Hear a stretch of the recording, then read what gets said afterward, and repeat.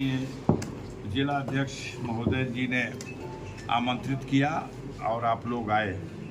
आज की press conference कदाचित इस विषय को लेकर के है कि जो पहले से बनाया हुआ एक प्रोग्राम के अनुसार कई चैनलों की ओर से सर्वे और एग्जिट पोल का अपना आंकड़ा दिखाया गया है।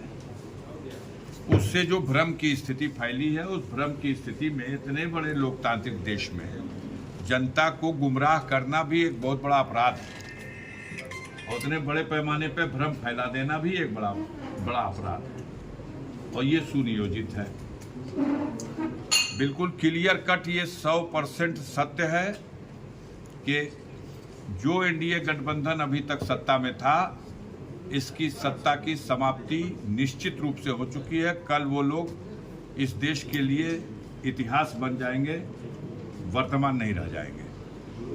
अब आज भर का दिन है, जितना उस पर सजा संवार लिया जाए। गाजीपुर में भी जीत रहा है एनडीए, तो दिल के बहलाने को गालिब ये ख्याल अच्छा है। पूर्वांचल की अभी भी मेरा दावा है कि 2 सीटों को छोड़ के सारी की सारी सीटें इंडिया गठबंधन जीता।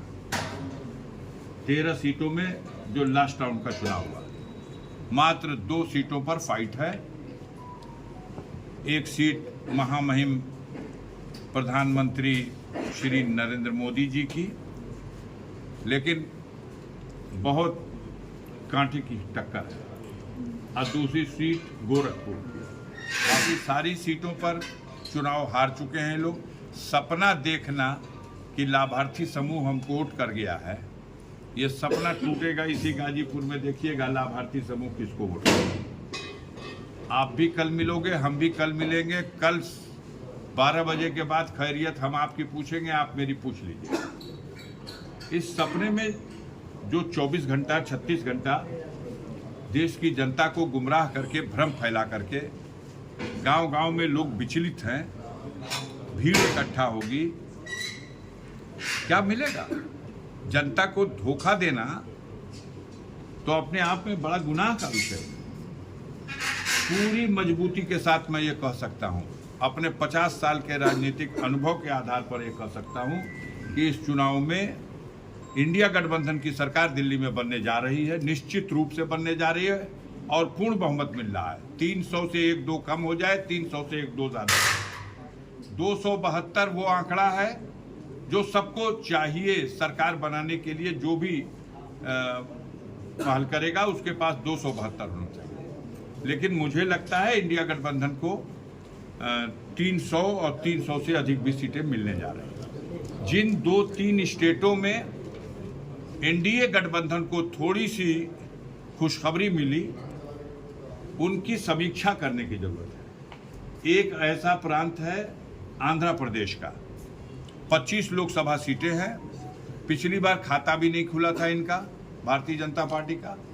इस बार चंद्रबाबू नायडू से समझौता करने में सफल हो गए, जिसकी वजह से अभी तक की जो सूचनाएं हैं उसके हिसाब से शायद भारतीय जनता पार्टी 2 सीटों पर आंध्र प्रदेश में सफल होने की स्थिति में है। लेकिन उनके गठबंधन यानी चंद्रबाबू नायडू को वहां इससे 4 गुना ज्यादा सफलता है, यानी 8 सीट भी मिल सकती है। इसके अलावा एक प्रांत उड़ीसा है, जहां पिछले स्कोर में 2 सीट की वृद्धि हो रही है। 8 सीट इनकी थी, 2 सीट और बढ़ सकते हैं, 10 सीट पे जा सकते हैं। और तीसरा जो सबसे ज्यादा गुबार बनाया जा रहा है, आधार बनाया जा रहा है, वो बंगाल है।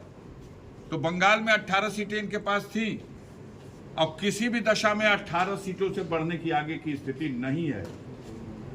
हाँ, ये है कि जहां 8 सीटों तक चले गए थे लटक के, अब वहां फिर से अपनी पुरानी स्थिति में 18 सीटों पर आ जाएंगे। और ये जो सब देख लिया जाए, चंद्रबाबू नायडू को लेकर के और भाजपा को, यानी 10 सीटों का वहां फायदा, 2 सीटों का उड़ीसा में, 12 और शायद एक आध सीट मिल जाए बंगाल में, अगर वृद्धि भी मान ली जाए तो 12-14। एक प्रांत का नाम बता रहा हूं, नोट कर लीजिएगा, कर्नाटक, जहां 28 में 26 सीटें मिली थी, आज वहां 8 सीटें नहीं मिल रही। अकेले एक कर्नाटक में इतनी बुरी तरह से भारतीय जनता पार्टी की कमर टूटी है। वो जो स्कैंडल आया सामने, जो हजारों लड़कियों का नग्न मतलब सेक्सी वीडियो और उनके चित्र खींच करके वो भाग गया इनके सरकार की मिली भगत से विदेश। आज बहुत आक्रोश है और उसका नतीजा ये है कि कर्नाटक में जहां 28 में 26 थे, वहां 28 में और उनकी संख्या आज 8 भी नहीं रह जाएगी। आपको जुड़ा देना चाहता हूं, देश की मीडिया आपके माध्यम से कहां है खड़े, किस प्रांत में इसके अलावा एक सीट बढ़ने की, घटने वाली सीटें कहिए गिना दूं। राजस्थान में 8 सीट, कम से कम 7 सीट मध्य प्रदेश में, कम से कम 2 सीट छत्तीसगढ़ में, कम से कम 22 सीट महाराष्ट्र में, कम से कम झारखंड में 4 सीटों का घाटा, बिहार में 20 सीटों का घाटा, उत्तर प्रदेश में 20 से 25 सीटों का घाटा। कहां खड़े हैं?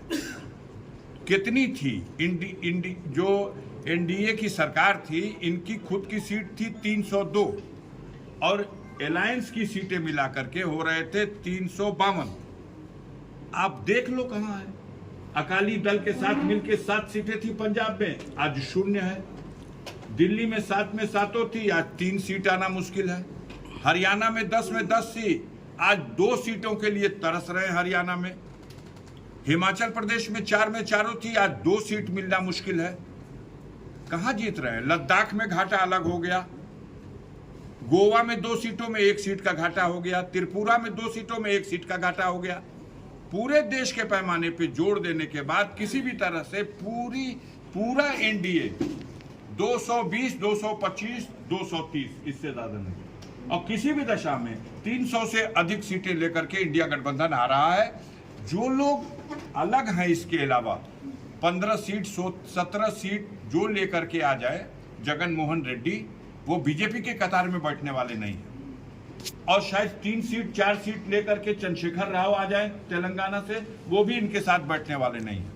और उसी प्रकार से जो उड़ीसा के नवीन पटनायक हैं, वो अपनी 7 सीटें 8 सीटें या 6 सीटें लेके आने की स्थिति में है, वो भी इनके साथ बैठने को तैयार है। ये जो 30 सीटें हैं, ये भी अल्टीमेटली इंडिया गठबंधन के कतार में खड़ी होंगी, क्योंकि देश की जनता का मूड सबने देख लिया कि जब सब पूरे देश की जनता हटाना चाहती है नरेंद्र मोदी को, तो धारा के विपरीत तो कहीं कोई गुंजाइश दिखाई नहीं दे रही है। अफवाहों के माध्यम से ये चीज चमकाने की कोशिश हो रही है। अब गाजीपुर की जनता तो उसके पास एक ही पैमाना है, क्यों गाजीपुर को भी भैया उसी में गिन दिए सब। हम कहा इसी से अंदाजा लगा लो पूरे देश में क्या हुआ है। भदोही की सीट हलाहल जीत गया। अब कह रहे हैं लोग कि वहां चुनाव चिन्ह पत्ती थी, साइकिल नहीं थी। चुनाव चिन्ह पत्ती क्या, कुछ भी रही हो, अंगूठा रहा हो, मतदाता मूड बना लिया है कि हम एनडीए के और भारतीय जनता पार्टी के प्रत्याशी को हराएंगे। इसलिए भदोही की सीट भाजपा की थी, जो हार रही है। चंदौली की सीट भाजपा की थी, मंत्री थे महेंद्र पांडे जी, बुरी तरह हार रहे हैं। कोई माने या न माने, कल फैसला देखिएगा। मछली शहर की सीट आपके गाजीपुर के सांसद रह चुके हैं तूफानी सरोज, उनकी बेटी चुनाव लड़ रही, डंके की चोट पे जीत रही है। बाबू सिंह कुशवाहा बड़े अंतर से 1 लाख के आसपास के अंतर से बाबू सिंह कुशवाहा जौनपुर जीत रहे हैं। सपना लोग देख रहे हैं तो क्या कहा जाए भाई। लालगंज जीत रहे हैं, आजमगढ़ जीत रहे हैं, बलिया जीत रहे हैं, गाजीपुर में अब तक के जीत का सारा रिकॉर्ड तोड़ रहे हैं। कल भी मुलाकात होगी, फिर कह रहा हूं, और आज भी मुलाकात हुई। तो किसी चीज को बढ़ाया घटाया जाए, लेकिन एक लिमिट में। बहरहाल किसी वजह से, किसी और कारणों से हमने एक खबर पढ़ी थी जिसमें साफ तौर से माननीय मंत्री जी लिखा था 10 अरब रुपया भारत सरकार के खजाने से निकाला गया है और मीडिया बंधुओं की सेवा में विज्ञापन के लिए दिया गया। तो इस तरह की उम्मीद तो थी कि ऐसा कोई आएगा चमकता हुआ, लेकिन अब कल है, हम लोगों को कोई इससे बहुत नुकसान नहीं होने वाला है। आम जनता भ्रमित हो रही है, आम जनता के साथ धोखा हो रहा है और मीडिया की विश्वसनीयता पर धब्बा लग रहा है। इसलिए मेरा अनुरोध है कि सही खबरें चलाइए और सही खबरों का पता कीजिए। चौथे स्तंभ की हैसियत से देश में अपनी भूमिका निभाइए। देश संकट की स्थिति में है, इसको और संकट में न डालिए। बहुत बहुत धन्यवाद।